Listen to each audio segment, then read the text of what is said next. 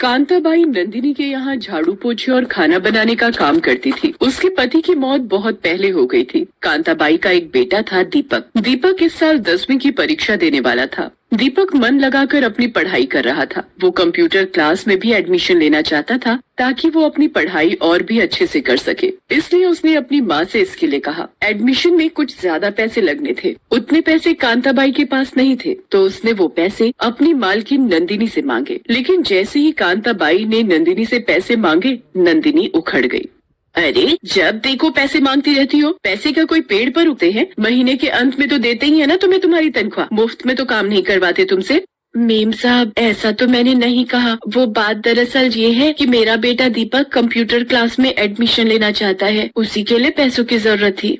नंदिनी ये सुनकर तो और भी आग बबूला हो गई। वाह वाह वाह वाह वाह, ये लो, इसे कहते हैं जेब में फूटी कौड़ी नहीं और सपने देखेंगे 5 स्टार में पार्टी के। देखो कांता, तुम्हें बुरा लगे या भला, लेकिन सच बोलने में अगर किसी को बुरा लगे तो मैं क्या कर सकती हूँ? मैं समझी नहीं मेम साहब।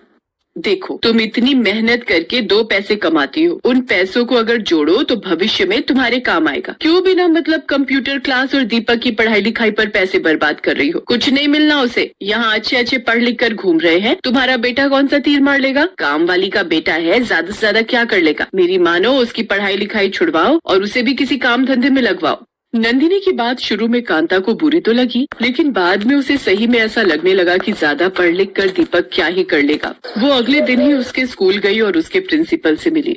जी सर, मैंने बिल्कुल तय कर लिया है। आप उसका नाम स्कूल से काट दीजिए। अब दीपक आगे नहीं पढ़ेगा। कांता, आपको पता भी है आप क्या कह रही हैं? मुझे सब पता है सर, लेकिन मैंने तय कर लिया है कि अब दीपक नहीं पढ़ेगा। कांता, एक बात बताओ, क्या हर हरे भरे पेड़ को कोई काटता है? तुम्हारा बेटा क्या है शायद तुम्हें नहीं मालूम। 9वीं में उसके गणित में 100 में से 100 नंबर आए हैं, अंग्रेजी में 99, हिंदी में 99, कमोबेश सभी विषय में उसने टॉप किया है। वो भविष्य में कुछ बहुत बड़ा करेगा कांता, तुम मेरी मानो, उसकी पढ़ाई मत छुड़वाओ। सर, मैं तो अंगूठा छाप हूँ, मुझे नंबरों का नहीं पता, लेकिन पता नहीं, आपकी बातों पर भरोसा करने का दिल करता है। ये कहकर कांता वहाँ से चली गई। घर जाकर उसने अपना मंगलसूत्र बेच दिया, क्योंकि वो अब उसके किसी काम का नहीं था। कांता नंदिनी के यहाँ काम करती रही। दीपक ने कंप्यूटर क्लास में एडमिशन ले लिया। धीरे धीरे समय बीता। दीपक ने बोर्ड की परीक्षा दी। जब उसका रिजल्ट आया तो वो पूरे स्कूल में फर्स्ट आया था। नंदिनी को भी ये बात पता लग गई। वो मन ही मन बहुत चिढ़ गई। उसे लगने लगा कि कांता ने उसकी बात नहीं मानकर उसका अपमान किया है। खैर, उसने ये बात उससे कही नहीं, लेकिन ये बात उसके मन में बैठ गई थी। कुछ समय और बीता। इंटरमीडिएट में भी दीपक ने टॉप किया। वो ये बात अपनी माँ को बताने खुशी खुशी घर पहुँचा, लेकिन घर पर उसकी सारी खुशी आंसुओं में बदल गई। उसने देखा कि उसकी माँ बेहोश पड़ी है। वो उसे लेकर अस्पताल पहुँचा। आपकी माँ को मेजर हार्ट अटैक आया था। आप कुछ देर और करते तो शायद हम उन्हें नहीं बचा पाते। अब आपको अपनी माँ का बहुत ख्याल रखना होगा। अभी कुछ दिन उन्हें आराम की सख्त जरूरत है। कुछ दिन बाद कांता अस्पताल से आ गई। वो फिर से काम पर जाना चाहती थी, लेकिन दीपक ने मना कर दिया। नहीं माँ, अब तुम काम पर नहीं जाओगी, मैं काम करूँगा। अरे, ये कैसी बातें कर रहे हो? अभी तो तुम्हें बहुत पढ़ना है, आगे बढ़ना है। नहीं माँ, मुझे जितना पढ़ना था मैंने पढ़ लिया। अब मुझे तुम्हारी देखभाल करनी है। नहीं बेटा, चाहे कुछ हो जाए, मैं तुम्हें पढ़ाई छोड़ने बिल्कुल नहीं कहूँगी। मुझे आज भी याद है, तुम्हारे प्रिंसिपल ने मुझसे कहा था कि तुम पढ़ाई में बहुत अच्छे हो, इसकी पढ़ाई मत छुड़वाना। लेकिन दीपक अपनी जिद पर अड़ा रहा। तब कांता इस बात पर राजी हुई कि वो काम भी करेगा और पढ़ाई भी। दीपक ने कुछ जगह काम के लिए ट्राई किया, लेकिन बात नहीं बनी। वो परेशान रहने लगा। एक दिन कांता नंदिनी के यहाँ अपने बेटे के लिए कुछ काम मांगने गई। मैंने तो तुम्हें पहले ही कहा था कि बेटे को काम करने कहो। तुम्हें ही उसे पढ़ाने का शौक चढ़ा था। अब क्या हुआ? सारे शौक उतर गए? मेम साहब, वो पढ़ाई नहीं छोड़ रहा। वो दिन में काम करेगा और रात को पढ़ेगा। वो ये बातें कर ही रहे थे कि नंदिनी के पति सागर वहाँ आ गए। उन्होंने उन दोनों की बातें सुनी और कांता से कहा, कांता, मुझे अपने ऑफिस में एक ऑफिस बॉय की जरूरत है। अगर तुम चाहो तो अपने बेटे को कल से काम पर भेज दो। लो कांता, तुम्हारे बेटे के तो भाग्य खुल गए। ऐसा कहाँ होता है कि नौकरी की जरूरत हो और नौकरी चलकर घर आ जाए।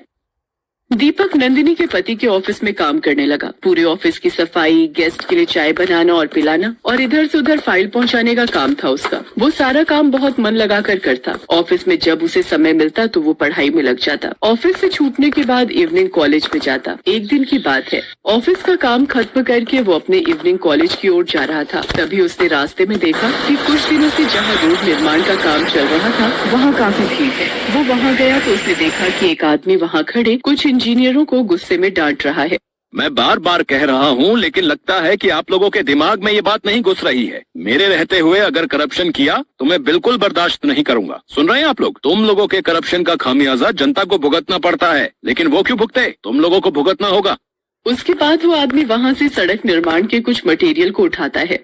क्या है ये? क्या है ये? है इसमें मिलावट, उसमें मिलावट, हर चीज में मिलावट। इन सामग्रियों से सड़क बनी तो 1 साल भी नहीं टिक पाएगी। सरकार जब पूरे पैसे दे रही है तो अच्छा काम क्यों नहीं हो रहा है? हम यहाँ जनता की सेवा के लिए बैठे हैं, लेकिन लगता है तुम लोग किसी और की सेवा कर रहे हो। मेरे रहते ये नहीं चलेगा। मैं अभी के अभी तुम सभी को सस्पेंड करता हूँ। कल से यहाँ नई टीम काम करेगी और हाँ, तुम सभी लोगों के खिलाफ इंक्वायरी बैठेगी।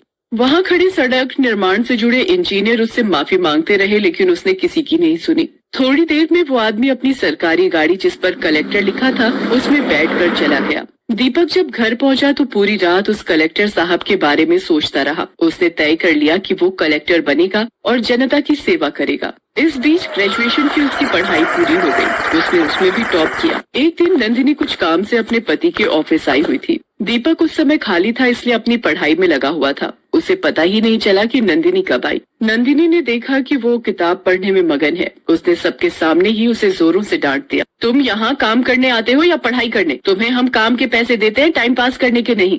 नेम साहब, वो खाली था इसलिए पढ़ने लगा। मुझे माफ कर दीजिए। ऐसा क्या पढ़ रहे थे, जरा मैं भी देखूं तो। उसके बाद उसने दीपक की किताबें उठा ली। वो आईएएस की तैयारी की किताबें थी। उसे देखकर नंदिनी फिर से भड़क गई। देखो, सपने देखना बुरा नहीं, लेकिन औकात में रहकर ही सपने देखने चाहिए। ज्यादा उड़ोगे तो मुंह के बल ऐसा गिरोगे कि किसी को मुंह दिखाने लायक नहीं रहोगे। नंदिनी की बात दीपक के दिल में चुभ गई। उस दिन के बाद वो ऑफिस में तो पढ़ाई नहीं करता, लेकिन अब उसके सपने और मजबूत हो गए थे। आखिरकार उसकी मेहनत रंग लाने लगी। पहले उसने प्रारंभिक परीक्षा पास की, फिर मुख्य और उसके बाद इंटरव्यू में तो उसने झंडे गाड़ दिए। जब उसका रिजल्ट आया तो आईएएस परीक्षा में उसकी ऑल इंडिया रैंकिंग 3 थी। दीपक ने ये बात अपनी माँ को बताई। मुझे तो पता था कि तू कुछ बड़ा करेगा, बहुत बड़ा। पहले तेरे प्रिंसिपल ने मुझसे ये बात कही थी बेटा। सब तेरा आशीर्वाद है माँ। तू ही मेरी हिम्मत है, तू ही मेरी सफलता, तू ही मेरी प्रेरणा। हर अखबार और न्यूज़पेपर पर उसकी कामयाबी की चर्चा हो रही थी। नंदिनी को तो विश्वास ही नहीं हो रहा था कि एक कामवाली का बेटा कैसे कलेक्टर बन गया, क्योंकि उसने तो पहले से ही तय कर रखा था कि कामवाली का बेटा तो ड्राइवर या चपरासी ही बनेगा। एक इंटरव्यू में दीपक ने अपनी सफलता के पीछे अपनी माँ का हाथ बताया और लोगों की प्रेरणा के लिए एक मंत्र दिया। कौन कहता है कि आसमान में सुराख नहीं हो सकता, एक पत्थर तो तबीयत से उछालो यारो।